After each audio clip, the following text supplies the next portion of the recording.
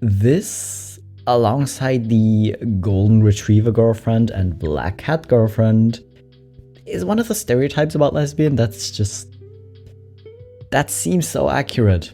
Not to every lesbian relationship, obviously, or relationship with two women who love women, but just accurate enough for so many lesbian relationships that is just, it's funny because it's true. That kind of thing. Hello BabyQueers and welcome back to my channel. Today it's time for some queer TikToks again, because why the hell not? We love seeing queer people. But anyways, you know the deal. Before we continue, y'all gotta get hydrated. So grab some water or some tea, whatever else you like to drink, and then we'll continue. Do you have your drink? Okay, let's go.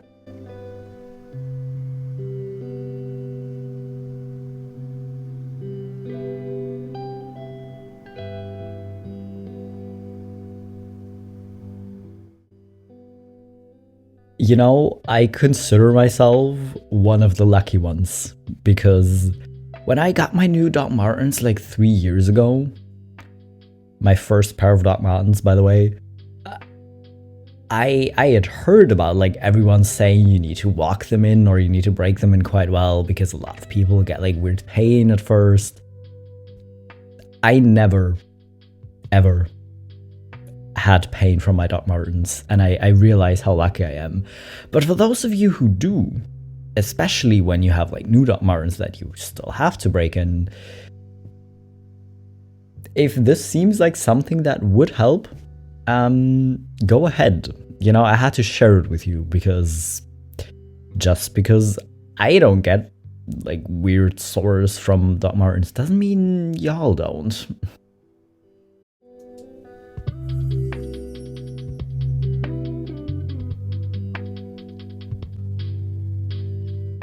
I want people to think about this when they accuse trans people of choosing to be trans. Who would willingly make themselves use men's bathrooms when they have another choice? Because in very, very few places are like men's public bathrooms gonna be better than the women's. Like in some places, it doesn't matter which one you go into, it's gonna be disgusting and you're gonna want to disinfect everything. But usually the men's will be so much worse. It'll be so much smellier and dirtier, and you just see how many men just don't wash their hands, and sometimes you don't want that knowledge. So who would willingly choose to transition knowing they're gonna have to use men's bathroom, if other choices seem more convenient? So how sometimes people forget things? Have you ever forgotten what genitalia you have down there? Because I have. One time I was drunk and I was in the woods and I told my friend that I had to go pee, and I had already gotten rid of the hot dog and just I still had buns, but I replaced the hot dog with, I don't know, a clam. And by the time I got around the corner to unzip and do my thing, I remembered that I would have to squat, and that it's just, I forgot that I had a clam. For like 2 seconds. I thought I had a pee-pee. Would have made the situation easier, but I probably wouldn't be alive because, well, that's the reason I have a clam in the first place. I feel like this would happen to me. Like, I forget a lot of things. And I know it's not nearly the same thing, but I can have, like, I usually switch my hair a lot. Like, sometimes I have long hair and then I shave it all off again. And sometimes I've had a buzz cut for like a month. And then I look in the mirror at some point and I'm just like, wait, where did my hair go? Like, I know where it went. I cut it off myself, but like for a second, you're expecting to something to be there that isn't there anymore. So I feel like this would happen to me, although surgery, even worse, like cutting your hair is one thing, but getting surgery hurts a lot more. There's a lot more recovery. and to still forget is impressive, but I still feel like I would probably still have moments to this. But in your defense, A, you were kinda drunk, and B, you probably previously to getting it cut off had it for like at least 20 years, right? So I don't know, you get used to things, you know? And sometimes your brain takes a moment to catch up or has moments where it just reverts and it's like, oh yeah, you always used to pee in the woods standing up, you know? So just do it, you know? But yeah, that's probably one of the things that a lot of cis women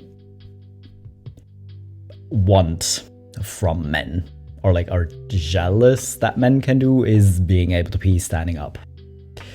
I think a lot of people who can't do that want to be able to do that. I'm not a girl, but I do have a girlfriend, but my girlfriend really isn't like a girl, so that's why I call them my boyfriend, and they call me their boyfriend, but I'm not really like a boy, really. So yeah, but we're both kind of like lesbians, but we're not really girls like that, and I kind of like boys too, so does that make sense? I feel like to a lot of people, it's not gonna make sense. But I kinda get it. Like in my last relationship, it was a very lesbian dynamic, but I'm not a girl. But it had those vibes a little bit, and then my ex-partner was also like, I'm a woman, but I'm not. Like, people think I'm a woman. I don't really vibe with it, but I'm definitely not a man.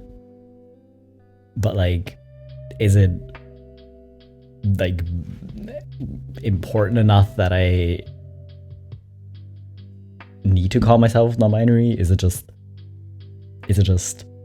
what is it? But listen, it doesn't need to make sense to people. It needs to make sense to you, really.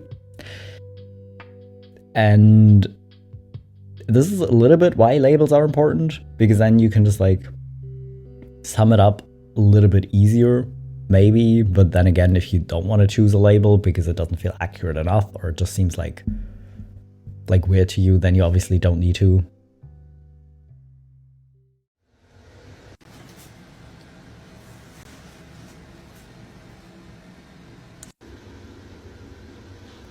You good? Are you gay? Mama, it's lip balm. Okay, I promise you that all the weird things you think about, or all the weird things you get dysphoria about, don't seem that dramatic to other people. But I would like obsessively look around to see if I see people I was like very sure were cis men, if they also sit with their legs crossed, to see if I'm allowed to do it, or you know, like we all do things like that. Or being self-conscious about the way you walk, or the way you stand, or how you drink water, or if you should be drinking tea. And like we all have really weird things about that, maybe. But the thing is, you always care more than other people care. Like, I know some people are insanely weird about policing other people's gender, but 99% of people you come across will not care. If you sit in a way that's comfy to you, then that's kind of all that matters. Like, no one else is gonna look at you weirdly for sitting with your legs crossed, or, you know, you're overthinking it. You're really overthinking it, and I think you know that.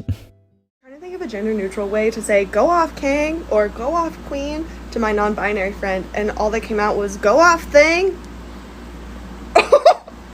I'm putting myself in the corner. You know, is there like a universal thing we agreed on for this? You know, like, because instead of saying like mother or father, you can just say parent, or you can just say this is my partner instead of my boyfriend or girlfriend. Like, there are a lot of gender neutral words and phrases we have and we use.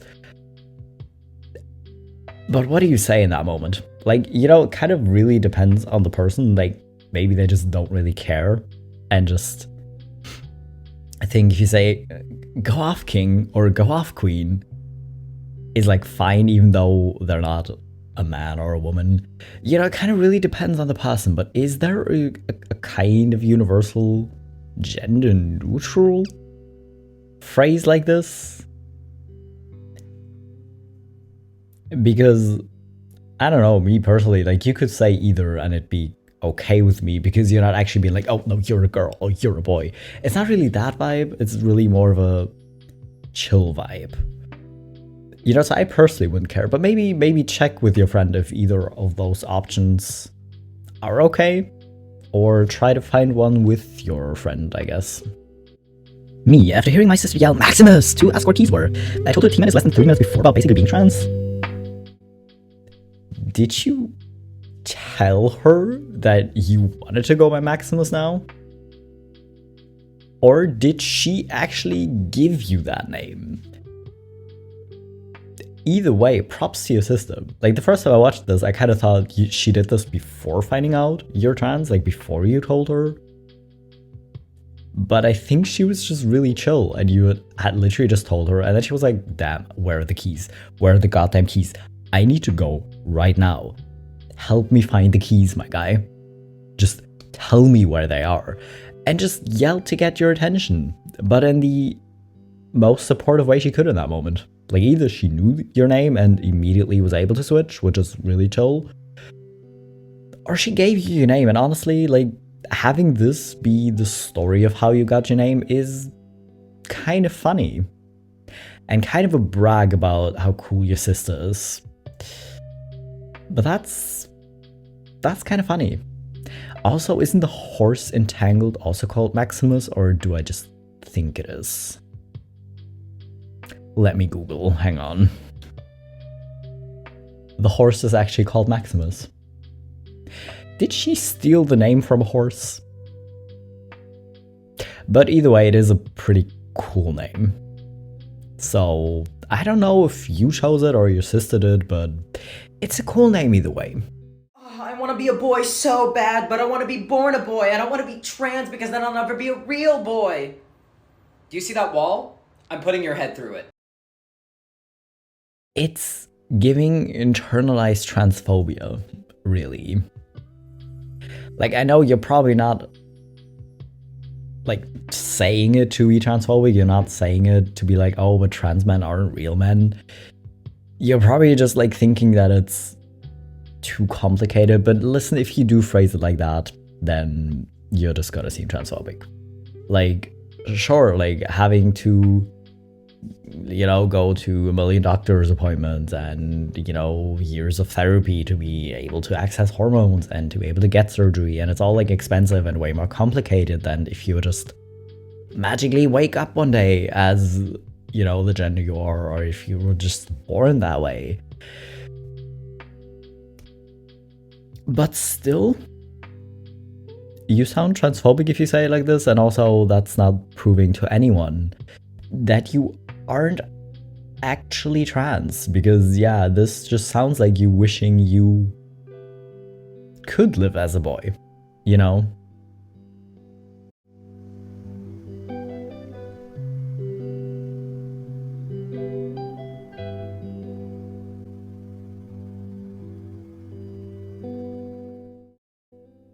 It's so wild though. I think a lot of people,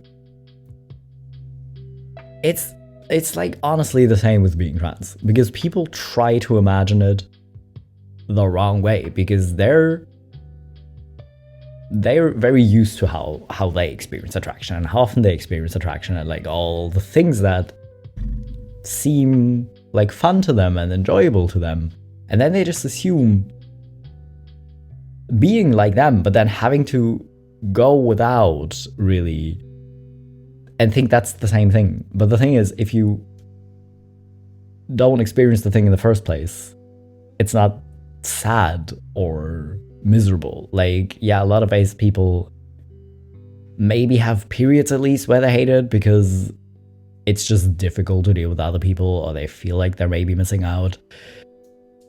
But still just go around assuming that they hate it or we all hate it is just kind of weird.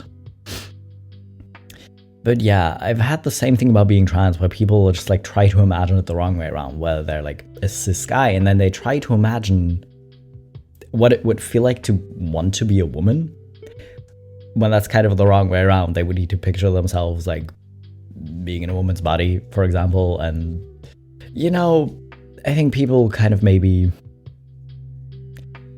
approach it a little bit wrong and then just kind of assume it's sad or something. Tired of competing with lesbians for the same bisexual girls? Look at me. If you look like me, you have to date bisexual girls. I'm pretty sure it's the law. In order to do that, you gotta compete with lesbians, though, which is hard. Because the bisexual girls have a choice between someone who can make them come 7 times a night or just like a goofy guy. And for a while, like, I was thinking about, you know, like, playing with my gender, sexuality, or whatever. It was like there were these voices inside my head going, you're queer, you're queer, you're queer. But I'm pretty sure that was just the bisexual girls I was sleeping with whispering that to me in my sleep. They almost got me. I'll be honest, I opened with that joke quite a bit, because it gives you an idea of the rest of my set. And I recorded it, and I posted it to TikTok, and for the first time, it did pretty well on TikTok. It went like mini viral. I woke up, and there was like 100 comments from trans women that were like, I used to be the goofy guy. I'll check back on you in a few years. So we'll see. Not a bisexual girl, but you do seem pretty dateable. You know, like, your aesthetic is kind of, I don't want to say opposite of mine, but a little bit. You know, because I mostly wear black and everything, and you're just kind of very bright and like earthy tones. I don't know, but either way, it does seem a little bit also like a trans femme stereotype. But that being said, there are a lot of guys like this that probably just have bi-wife energy that are gonna stay guys who have bi-wife energy, you know, but you don't have to stay that way. You know, maybe you are gonna learn more about yourself. If you do, it would be pretty funny because, you know, like, the trans women on TikTok just be like, oh yeah, like stitching old videos of themselves or just like reacting to someone like this, and they're like, oh yeah, I used to be like you. It will never not be funny to me, but either way, you kind of seem like a chill person. Oh, this is my fiance. I'm the bottom. Have you been watching Love Island? Girl, they drive me crazy. Do you have any service? I'm trying to listen to Renee rap. I just had a squat in a bush to pee. It wasn't good. Yeah, I really appreciate this.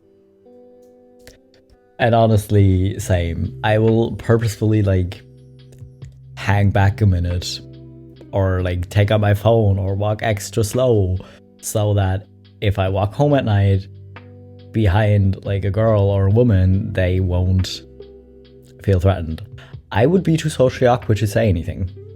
But like, if you're just like walking behind them, like if you like crossways, it's kind of fine. I will maybe just like smile a little, you know, not like in a creepy maniac way, just kind of like a polite, you know, or just like cross the street to be away from her. But yeah, I kind of get the struggle. Is that why I love these videos? Or is it just because she's really funny? I've come to the conclusion that as a lesbian, I feel the same way about men that I do about dogs and kids, which is, you're cool to hang out with sometimes, love other people's, but at the end of the day, I want nothing to do with you and I don't want you in my house. That is probably a good way to describe it. I wouldn't go as far as to say I love other people's.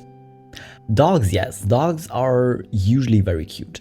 But then again, only if they're like raised well and if they listen, because if they're just like continuously just climbing over you and trying to lick your face or something, not a fan.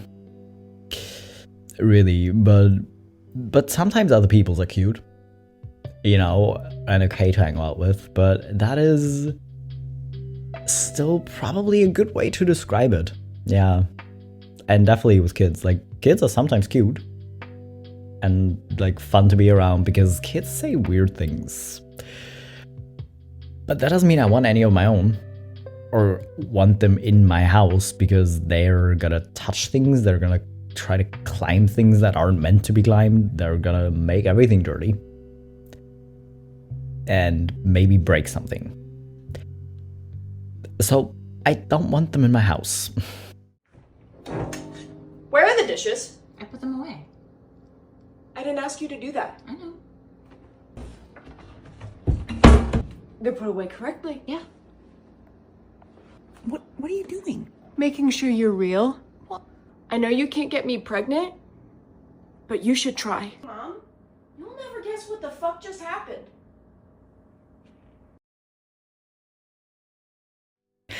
Honestly, like, calling straight women to brag about how amazing your partner is seems entirely fair. Because, yeah, I mean, especially if you like live together or if they're like at your place for like a longer time, if they're like visiting for a week or two and they know where everything is and you've been dating for a while, why wouldn't they like help around the apartment? You know, like why wouldn't they? Generally. But this is part of why lesbians do it better. You know, of just being people, you know, and not kind of treating the other person in the relationship like the help, really, of just actually being in a partnership. Yeah, I think lesbians do that a lot better, probably. So bragging to straight women to hopefully make them aware that they should be raising their standards might be a good idea. I mean, it might be too late for your mom. But there is always divorce if she's still married to a weird man who doesn't seem to think it's necessary to do things around the house. Man, fuck this book. I love this book, but fuck this book. I thought I was normal. Has anyone else that's on the aromantic spectrum figured out that they are aromantic by accident? My partner told me that they thought that they may be on the aromantic spectrum, so I picked up this book from the library that talks about asexual and aromantic identities because I wanted to learn more about what their experience might be, and the more I read about it, the more I'm like, what is romantic attraction? Because I'm not totally sure I know what that means. I didn't know you're supposed to be feeling that all the time. I used to pretend to have crushes on people when I was in middle school because, like, that was, like, the thing that you did is you would have a crush on somebody, and I didn't really know what that meant. So when people were nice to look at, I said that I had a crush on them.